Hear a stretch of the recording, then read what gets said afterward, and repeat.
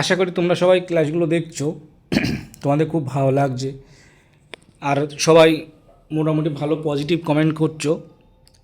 আর যারা নতুন দেখছো আসছো, তারা কিন্তু অবশ্যই সাবস্ক্রিপশানটা করে দেবে, তাহলে কিন্তু আমি তোমাদের জন্য আরও ভালো মানে কন্টেন্ট আনার চেষ্টা করব, বা আমার আরও ভালো লাগবে আনতে। ঠিক আছে, আমি মোটিভেটেড হব।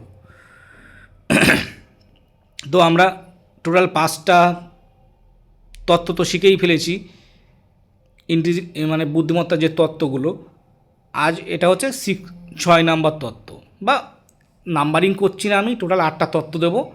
ঠিক আছে, তার মধ্যে আর একটা হচ্ছে ট্রায়ার্কি থিওরি অফ ইন্টেলিজেন্স। ঠিক আছে,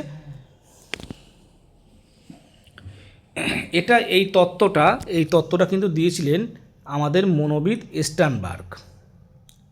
এই তত্ত্বটা দিয়েছিলেন, এটা একটু দেখে রাখো ভালো করে। তিনি এই স্টার্নবার্গ এই তত্ত্বটা দিয়েছিলেন।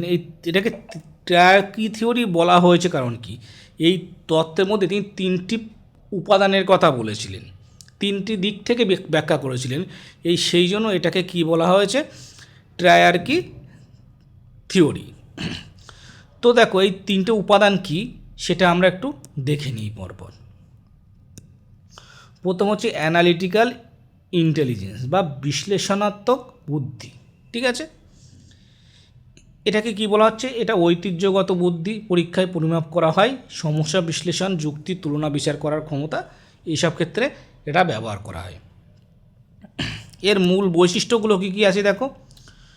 সমস্যাকে ভাঙা, মানে অ্যানালিসিস করা, ভেঙে ভেঙে পাটে পাটে এটাকে কি করা, বিশ্লেষণ করা হবে। তারপরে কি হবে, তারপরে যুক্তি প্রয়োগ করা হবে। তারপরে যুক্তি প্রয়োগ করে সঠিক উত্তরটা নির্বাচন করা হবে। আর উত্তরটা নির্বাচন করে সেটা পরীক্ষাভিত্তিক সাফল্য, মানে সেটা কি সত্যি সঠিক কিনা, আমরা যে উত্তরটা বেছেছি সেটা পরীক্ষার মাধ্যমে দেখে নেওয়া। ঠিক আছে, যেমন একটা উদাহরণ এখানে আমরা দেখতে পারি যে অঙ্কের সমাধান, যুক্তিভিত্তিক প্রশ্ন, এমসিকিউ পরীক্ষায় ভালো ফল। ঠিক আছে, এই সবগুলো অঙ্কের সমাধান করতে গেলে আমরা সেইভাবেই করি। প্রথমে অঙ্কটার যে সমস্যাটা আছে, কোশ্চেনটা আছে, সেটাকে আমরা ভালো করে ভেঙে ভেঙে বুঝবো, ভেঙে ভেঙে বা পাটে পাটে সলভ করব। সলভ করে তার মধ্যে কী হবে, যদি একাধিক উত্তর আসে তার মধ্যে যে কোনো একটা উত্তরকে নির্বাচন করব, করে সেটা কি সত্যি মানে সঠিক উত্তর কিনা সেটা পরীক্ষার মাধ্যমে আমরা যাচাই করব। ঠিক আছে, এইভাবে। এবার আমাদের যদি বিদ্যালয়ে সেটা পড়ানো হয়, স্কুলে পড়ানো হয়, তাহলে সেটার ক্ষেত্রে এই যে প্রথম উপাদানটা পড়লাম আমরা, তার কি গুরুত্ব বলছে, পরীক্ষায় ভালো নম্বর পাওয়ার জন্য এই বুদ্ধি বেশি ব্যবহৃত হয়। ঠিক আছে, তাহলে প্রথম উপাদানটা হয়ে গেল। তারপরে আসছে আমাদের ক্রিয়েটিভ ইন্টেলিজেন্স, সৃজনশীল বুদ্ধি, মানে কি নতুন নতুন কিছু তৈরি করা, উদ্ভাবন করা, ক্রিয়েটিভিটি দেখানো, এটাই গেল। ঠিক আছে, বা নতুন কোনো একটা পরিস্থিতির সমস্যার সম্মুখীন হলো, সেটাকে মানিয়ে নেওয়া বা সেটাকে ওভারকাম করে সেই পরিস্থিতির সঙ্গে মানিয়ে নেওয়া, এই ব্যাপারটার মধ্যে চলে আসে। তো সেটাই দেখো এখানে বলা আছে, অভিজ্ঞতা থেকে শেখা, কোনো সমস্যায় পড়লো, সেই সমস্যা থেকে সমাধান করলো বা তার থেকে অভিজ্ঞতা অর্জন করলো, এইভাবে। মূল বৈশিষ্ট্য কী এর, নতুন আইডিয়া পাওয়া, নতুন সমস্যার সম্মুখীন হওয়া মানে সেটা সলভ হবে, আর সলভ হলে সেটা কীভাবে সলভ হলো তার নতুন আইডিয়া পাওয়া, কল্পনা শক্তি বৃদ্ধি পাওয়া, উদ্ভাবনী চিন্তা, নতুন কিছু আবিষ্কার করা মানে বা নতুন কিছু সমস্যার সমাধান মানে সেটা উদ্ভাবনী চিন্তাই হবে, নতুন সমস্যার নতুন সমাধান। ঠিক আছে, এই গেল। উদাহরণ কি, গল্প লেখা, মানে নতুন কিছু একটা গল্প বা তৈরি হয়ে গেল। ঠিক আছে, সেটাও একটা নতুন জিনিস, ক্রিয়েটিভিটি, নতুন পদ্ধতিতে পড়ানো। কোনো টিচার দেখা যাচ্ছে কোনো একটা পদ্ধতিতে পড়াতে গিয়ে দেখলো যে এটা সবার জন্য, সব ক্লাসে যে সব ছাত্র আছে তারকে সবার জন্য কী হচ্ছে, এটা সমানভাবে প্রযোজ্য হচ্ছে না বা সবাই সমানভাবে শিখতে পারছে না, তাহলে শিক্ষক কি নিজের থেকে সেই পদ্ধতি পরিবর্তন করে নতুন পদ্ধতিতে পড়াতে পারেন, সেটা একটা আবিষ্কার। বিজ্ঞানের নতুন আবিষ্কার, এগুলো এর মধ্যে পড়বে। ঠিক আছে, তাহলে উদাহরণ দেখে নিলাম। নেক্সট চলো, এবার এই যে উপাদানটা, এটার শিক্ষাক্ষেত্রে কী গুরুত্ব। দেখো শিক্ষাক্ষেত্রে কী গুরুত্ব, আমাদের যে প্রজেক্ট বা অ্যাক্টিভিটি ভিত্তিক যে শিক্ষাগুলো হয় সেখানে কী হয়, শিশু কিন্তু নিজেই হাতে কলমের মাধ্যমে কাজ শেখে বা নতুন কিছু উদ্ভাবনী ক্ষমতা তার মধ্যে তৈরি হয়। তো প্রজেক্ট বেস বা অ্যাক্টিভিটি ভিত্তিক শিক্ষায় এই বুদ্ধি বিকশিত হয়।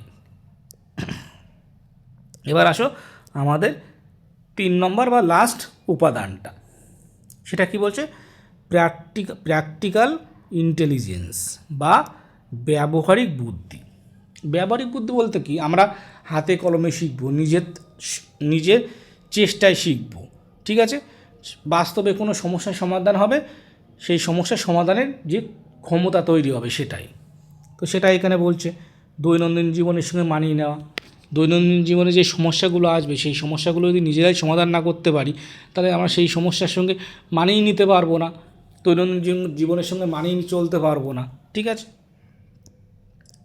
এর বৈশিষ্ট্যগুলো কী হলো, বাস্তব জ্ঞান, সামাজিক দক্ষতা, পরিবেশের সাথে খাপ খাওয়ানো, স্ট্রিট স্মার্ট, ঠিক আছে।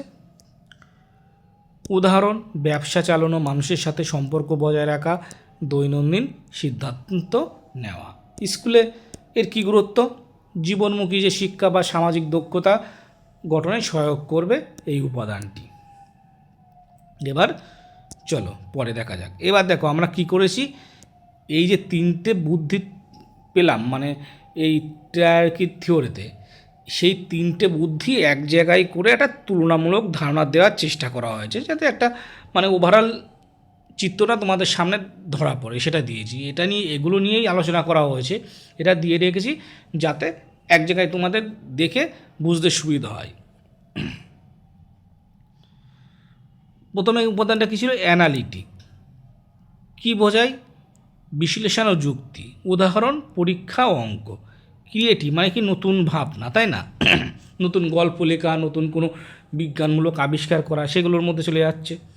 আর প্র্যাকটিক্যাল মানে বাস্তব জীবনের যে অভিজ্ঞতা সেটা। তাহলে কি, ব্যবসা করা, বাণিজ্য করা, সমাজের সঙ্গে মিথস্ক্রিয়া করে চলা, সমাজের সঙ্গে মানিয়ে নেওয়া, এইগুলোই গেল। তাহলে এই 3টে গেল কি আমাদের ট্রায়ার্কি থিওরির 3টে উপাদান, আর আমাদের তার সঙ্গে এই যে ট্রায়ার্কি থিওরির মূল বক্তব্য বা জিনিসটা আমরা ভালো করে জেনে গেলাম। দেখলে কত সুন্দরভাবে নোটটা তৈরি করলাম, আর তার সঙ্গে তোমাদের বিশ্লেষণটাও করে দিলাম। তাহলে এই টপিকটা আমাদের শেষ হয়ে গেল। তাহলে আমাদের বাকি থাকছে 2টো পদ্ধতি, ঠিক আছে। এইগুলো কমপ্লিট হয়ে গেলে কিন্তু এর উপরে এমসিকিউ আসবে। শুধু এমসিকিউ করলে মনে থাকবে না, আগে কনসেপ্ট নিয়ে নাও, তারপরে এমসিকিউ করো, দেখবে নিজেই করতে পারছো অ্যান্সার, নিজে অ্যান্সার করতে পারলে আর পড়তে ভালো লাগবে, ঠিক আছে, পরীক্ষার ফল ভালো হবে।